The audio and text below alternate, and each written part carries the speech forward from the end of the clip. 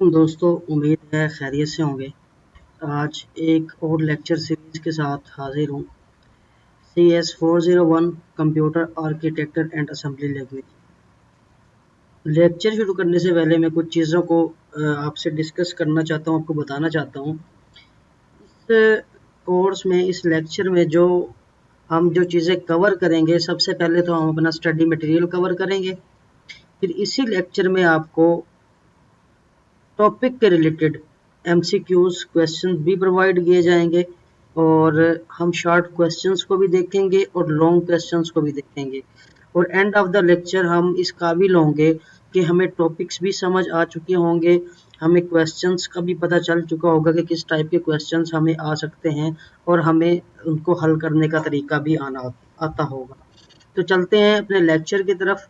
आज का जो टॉपिक है उसमें हम सबसे पहले असेंबली का इंट्रोडक्शन के बारे में बात करेंगे, फिर आर्किटेक्चर के बारे में बात करेंगे और जो तीसरा हमारा टॉपिक होगा वो टाइप ऑफ बसेस होगा कि बसेस कितने टाइप की होती हैं।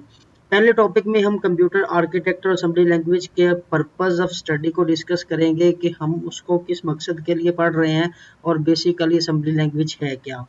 दूसरे पेज में हम उसके आर्किटेक्चर के बारे में और कंपोनेंट के बारे में पढ़ेंगे कि कैसे आर्किटेक्चर बनता है और कौन कौन से उसके अंदर कंपोनेंट्स होते हैं और कैसे वो एक दूसरे के साथ इंटरेक्ट करके अपने टास्क परफॉर्म करते हैं। और तीसरा टॉपिक हमारा होगा बसेस का, जिसके अंदर हमारी 3 तरह की बस आती हैं। उसमें एड्रेस बस होती है, कंट्रोल बस होती है और डेटा बस होती है। तो आते हैं हम अपने लेक्चर की तरफ। सबसे पहला जो हमारा क्वेश्चन है या हमारा टॉपिक है वो असेंबली लैंग्वेज है कि असेंबली लैंग्वेज क्या चीज़ है। बेसिकली 2 तरह की लैंग्वेजेस होती हैं, एक लो लेवल लैंग्वेज होती है और एक हाई लेवल लैंग्वेज होती है। जो लो लेवल लैंग्वेजेस हैं उनको कंप्यूटर जो है वो इजीली अंडरस्टैंड कर सकता है और जो हाई लेवल लैंग्वेज है उसको ह्यूमन बहुत इजीली अंडरस्टैंड कर सकता है।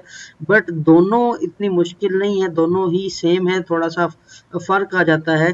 कुछ लो लेवल लैंग्वेज के अंदर हमारी रिस्ट्रिक्शंस थोड़ी सी बढ़ जाती हैं। तो लो लेवल लैंग्वेज प्रोग्रामिंग है, असेंबली लैंग्वेज। हम इसको इस्तेमाल करते हैं इंस्ट्रक्शंस लिखने में that can be executed directly by a computer, जो कि कंप्यूटर डायरेक्टली ही एग्जीक्यूट करता है।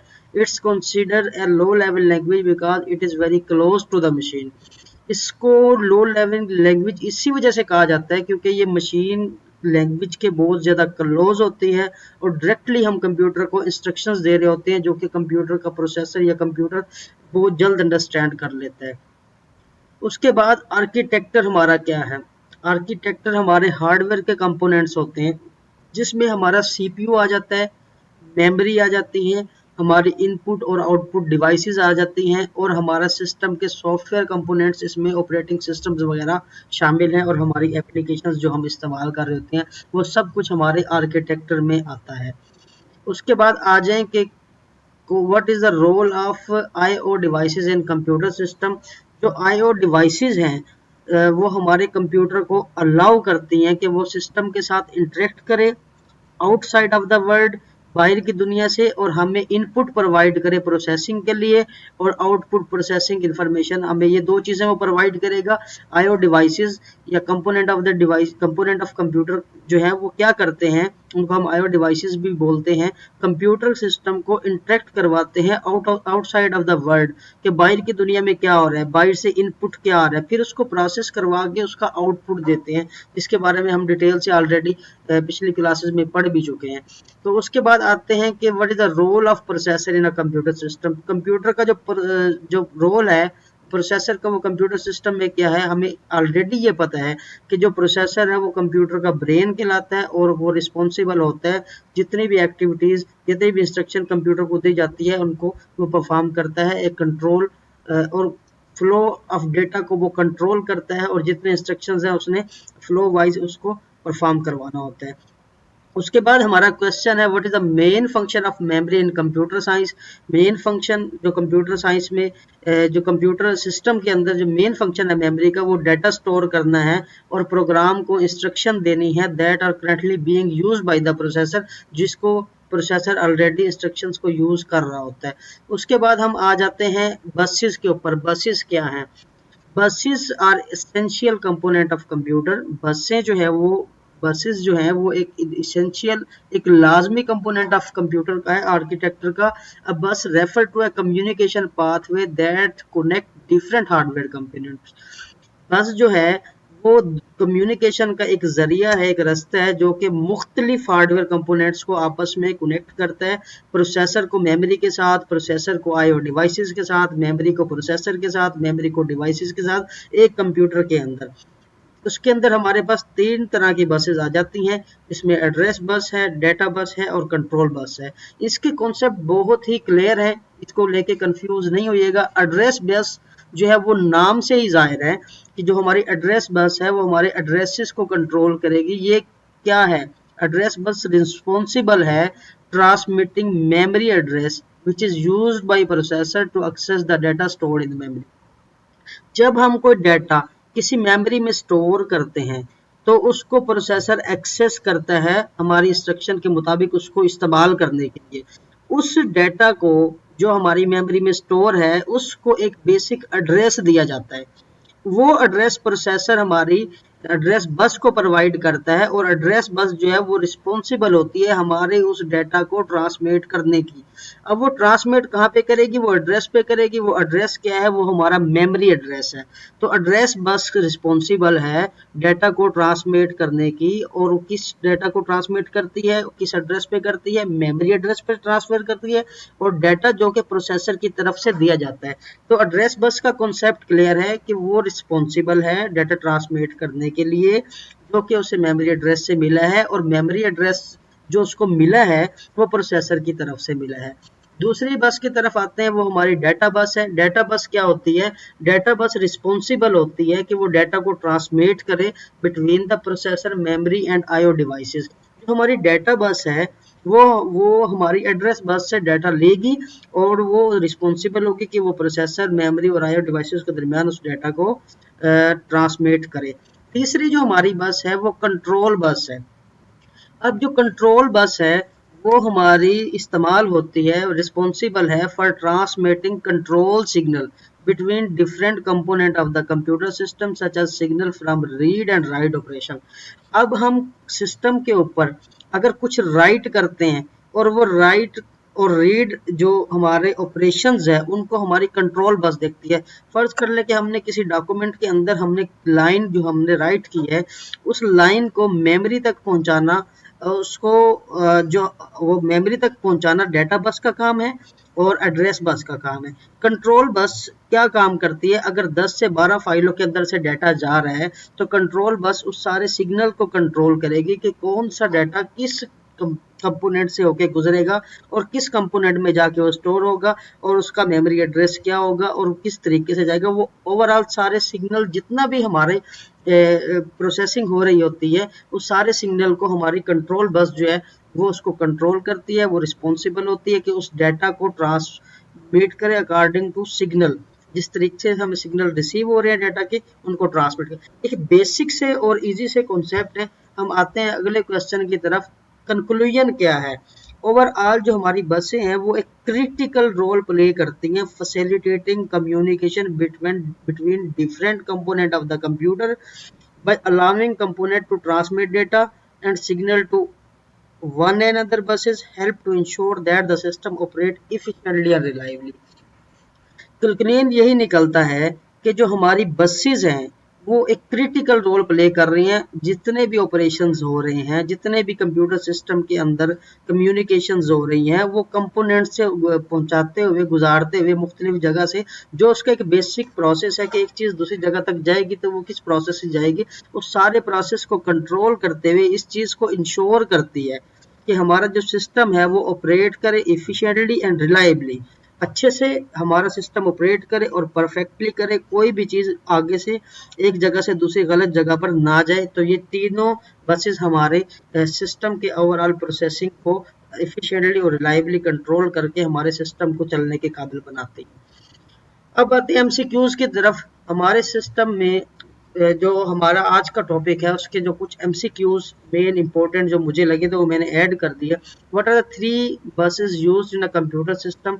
तो memory bus, process processor bus, IO bus. Processor bus कोई बस नहीं होती, तो दूसरा जवाब है हमारा एड्रेस बस, डाटा बस एंड कंट्रोल बस, जो कि हमारा राइट जवाब है। आंसर आपकी स्क्रीन पर डिस्प्ले है, आप इसको हाइड करके या इस एमसीक्यूज को आप स्टडी मटेरियल के तौर पर इस्तेमाल कर सकते हैं और इसकी बार बार प्रैक्टिस कर सकते हैं। दूसरा हमारा जो क्वेश्चन है, which bus is use to transfer data from memory to the processor, तो वो हमारी एड्रेस बस है जो कि हमारा डाटा मेमोरी से प्रोसेसर की तरफ ट्रांसफर करती है और ऑपरेशंस को रीड करती है। अगला क्वेश्चन हमारा है, which bus is unidirectional in nature. ये हमने टॉपिक में क्लियर नहीं किया, बट जो हमारी एड्रेस बस होती है वो यूनिडायरेक्शनल होती है, क्योंकि हमें अगर एक एड्रेस बस को एक एड्रेस देके एक एड्रेस पे भेज दिया जाता है तो वो रिस्पॉन्सिबल नहीं होती कि वो बाई डायरेक्शनल में काम करे, वो एक ही डायरेक्शन में जाएगी और वहां पे जाकर उसका काम खत्म हो जाएगा। अगला हमारा क्वेश्चन है, which bus is by directional in nature, कौन सी बस बाई डायरेक्शनल नेचर है जो कि आती भी है और जाती भी है, रिस्पॉन्स को लेके जा भी रही है आ भी रही है, वो हमारी डाटा बस है। क्योंकि डाटा बस जो है वो रिस्पॉन्सिबल है कि वो डाटा को लेके भी जाएगी और डाटा को वापस लेके भी आएगी अगर रिक्वायर्ड होगा तो। अगला हमारा जो क्वेश्चन है, what is the purpose of control bus, control bus का क्या पर्पज है, इसका बी जवाब है to inform the memory about which element to read और राइट। तो ये थोड़े टेक्निकल क्वेश्चंस हैं, इनको थोड़ा ध्यान से आपने प्रिपेयर करना है, क्योंकि बहुत मुश्किल हो जाता है जब एक जैसे सेम आंसर्स दिए होते हैं उनमें से एक्यूरेट आंसर निकालना होता है, कहीं ना कहीं पे गलती हुई होती है जो कि हमें नजर नहीं आती। अगर आप बी और सी ऑप्शन को देखें तो वो बिल्कुल थोड़ा हमें दूर से सेम नजर आ रहे हैं, but at the end peripheral and vice वर्सा ये चीज वहां पे ऐड की गई जो कि डिफरेंस उसके अंदर मौजूद है। दोस्तों क्वेश्चन नंबर 5 और 6 को अगर हम कंपेयर करें आपस में, तो अगला जो क्वेश्चन है वो एड्रेस बस का क्या पर्पज है। क्या एड्रेस बस जो है वो डेटा ट्रांसफर करती है? बिल्कुल भी नहीं करती। क्या एड्रेस बस जो है वो इंफॉर्मेशन प्रोसेसर से पेरिफेरल की तरफ लेके जाती है? ये कंपलसरी नहीं है, प्रोसेसर से मेमोरी की तरफ भी लेके जा सकती है। तो to inform the memory about which element to read और राइट, तो एड्रेस बस भी बेसिकली वही काम कर रही है जो कि हमारी कंट्रोल बस कर रही है। कंट्रोल बस, ये दो क्वेश्चन इस तरह के हैं जो कि आपको कंफ्यूज कर रहे हैं। कंट्रोल बस भी क्या कर रही है, वो मेमोरी को कंट्रोल कर रही है कि कौन से एलिमेंट को रीड और राइट करना है, और डेटा एड्रेस बस जो है वो भी ये इन्फॉर्म कर रही है मेमोरी को कि किस एलिमेंट को रीड और राइट करना है। तो क्वेश्चन नंबर 6 का आंसर भी यही है, to inform the memory about which element to read और राइट। अब आते हैं अगले क्वेश्चन नंबर 7 पे, डेटा बस का क्या काम है। डेटा बस का काम जो है वो डेटा को ट्रांसफर करना है फ्रॉम मेमोरी टू प्रोसेसर। अब यहाँ पे ये देखें वही क्वेश्चन के वही आंसर्स हैं, तो उसमें ये जो करेक्ट आंसर है वो यही है कि मेमोरी से प्रोसेसर की तरफ वो डाटा ट्रांसफर करेगी। अगर यहाँ पे अगला यहाँ पे अगर एक जवाब यहाँ पे डी पे अगर ऐड हो जाता है तो transfer data between the component of the system, तो फिर वो आंसर हमारा एक्यूरेट और करेक्ट होगा, क्योंकि जो हमारा डेटा बस है वो कंपलसरी नहीं है कि मेमोरी से प्रोसेसर को डाटा लेके जाए, वो प्रोसेसर से मेमोरी को भी लेके जा सकती है, वो प्रोसेसर से हमारे जो है वो किसी और कंपोनेंट की तरफ भी डाटा लेके जा सकती है। तो यहाँ पे जो करेक्ट जवाब है वो transfer data from memory two processor है। आठवां क्वेश्चन भी इसी तरह के, which of the following is true about the collaboration of the processor and memory using the buses. The data bus is unidirectional in nature. Question देखें और उसके answer देखें। इस तरह के टेक्निकल क्वेश्चन जो है ना वो आंसर में क्वेश्चन जो है वो एग्जाम में दिए जाते हैं कंफ्यूज करने के लिए। तो आ जाते हैं हम अपने 9वें क्वेश्चन की तरफ। What is the role of binary number in the functioning of the address bus. वो कह रहे हैं कि जो रोल है बाइनरी नंबर का वो उसका एड्रेस बस के फंक्शनिंग में क्या रोल है। It is use to inform the memory about which element to read and write.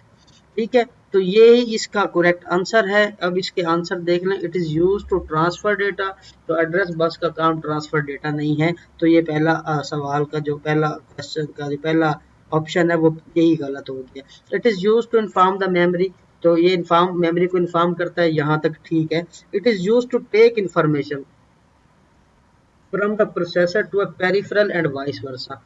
ठीक है, तो ये कंपलसरी नहीं है कि ये इन्फॉर्मेशन टेक करे प्रोसेसर से और ये पेरिफेरल और वाइस वर्सा तक लेके जाए। तो इसका काम जो है वो element to read and write का है और इन्फॉर्म करना है मेमोरी को एड्रेस बस का। उसके बाद क्वेश्चन नंबर 10 पे आते हैं। What is the cell width, cell की विड्थ क्या होती है। The number of bit in a memory cell is called cell. तो यहाँ से ये हमारे 10 क्वेश्चंस जो है वो पॉसिबल जो इम्पोर्टेंट मुझे लगे हैं वो मैंने इंक्लूड कर दिए हैं। उसके बाद हम लॉन्ग क्वेश्चन की तरफ आते हैं। तो जो पॉसिबल लॉन्ग क्वेश्चन है वो इस टॉपिक से पहले लेक्चर से मोस्टली नहीं आता, कोई अगर आ भी जाएगा तो उसमें पहला ऑपरेटिंग सिस्टम है, उसके क्या रोल हैं और कंप्यूटर सिस्टम्स क्या होते हैं और पॉपुलर ऑपरेटिंग सिस्टम के बारे में लिखे। ये एक आम सा क्वेश्चन है जिसके बारे में 3 या 5 नंबर के क्वेश्चन अगर पूछा भी जाता है तो कोई भी जो इस लेवल का स्टूडेंट है वो इजीली लिख सकता है। उसके बाद आते हैं component of the computer. Right detail note on component of computer, ये भी बहुत इजी है, इसके ऊपर भी एक लॉन्ग क्वेश्चन लिखा जा सकता है। और तीसरा है what are the buses in computer system and what are their role in facilitating communication between different component of the computer, जिनको हम डिटेल से पढ़ चुके हैं। मेरा ख्याल से जो आज का लेक्चर है वो हमारा क्लियर हो चुका है। और लेक्चर का रिव्यू करते हैं। आज हमने क्या पढ़ा है कि असेंबली लैंग्वेज क्या होती है, और दूसरा हमने डिटेल से ये पढ़ा कि कंपोनेंट ऑफ द कंप्यूटर्स क्या होते हैं, और तीसरा हमने बसेस के टाइप को और उनके फंक्शन को डिटेल से पढ़ा है। तो दोस्तों अगर आपको लेक्चर अच्छा लगा तो आप मेरे इन YouTube channel, Facebook page, Twitter और इंस्टाग्राम पे मुझे फॉलो कर सकते हैं, और मेरे आर्टिकल्स देखने के लिए आप मेरी वेबसाइट विजिट कर सकते हैं। मिलते हैं लेक्चर नंबर 2 में। आज के लिए इतना ही। अल्लाह हाफिज।